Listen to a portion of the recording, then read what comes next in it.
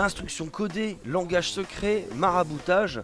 Au baseball, le receveur placé derrière le batteur adverse fait différents signaux avant que son coéquipier ne lance la balle. Mais qu'est-ce que cela signifie ?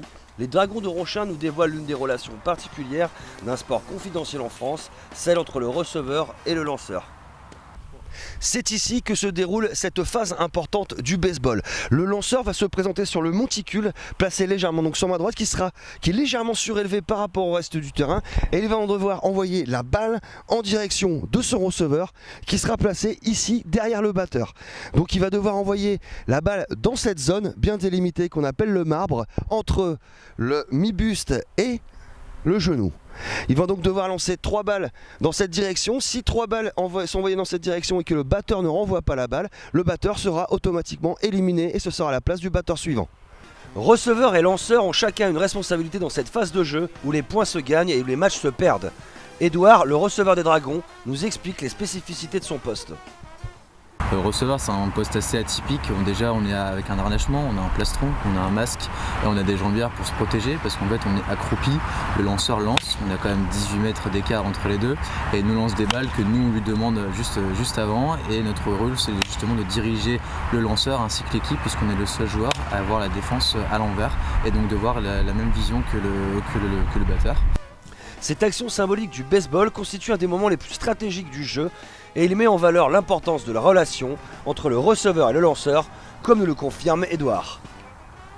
Il y a plusieurs façons de faire. La plus connue, c'est souvent je suis souvent accroupi, j'ai les jambes donc assez resserrées et entre les jambes, je fais des signaux avec la main tout simplement. Je fais 1, 2 ou 3 ou voire d'autres signaux et je place ma main à différents endroits.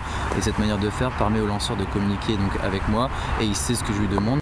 On a tous en tête la position typique du lanceur avant qu'il ne lance la balle en direction de son receveur. Pourtant, il ne choisit pas seul son type de lancer, c'est un travail d'équipe comme nous le dit Thibaut.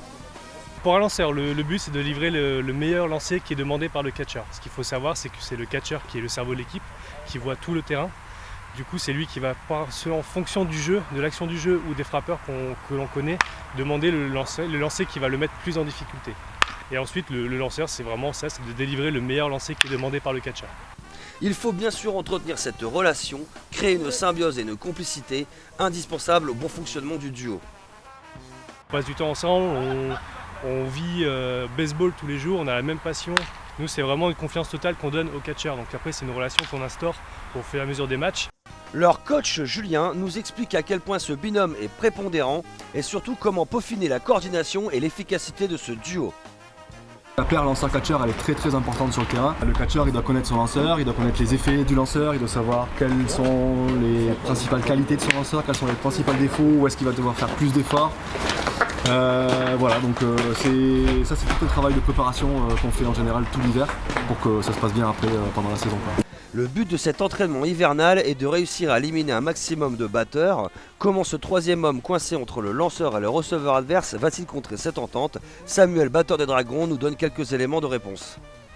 Le plus simple, c'est quand même de faire le vide parce que si on réfléchit trop, on se commence à se demander si la balle va être bonne, si elle va être mauvaise, si elle va être trop basse, rapide. Donc il ne faut vraiment pas penser à ce moment-là et puis réagir sur l'instant. C'est un peu l'histoire du baseball, toujours réagir sur l'instant.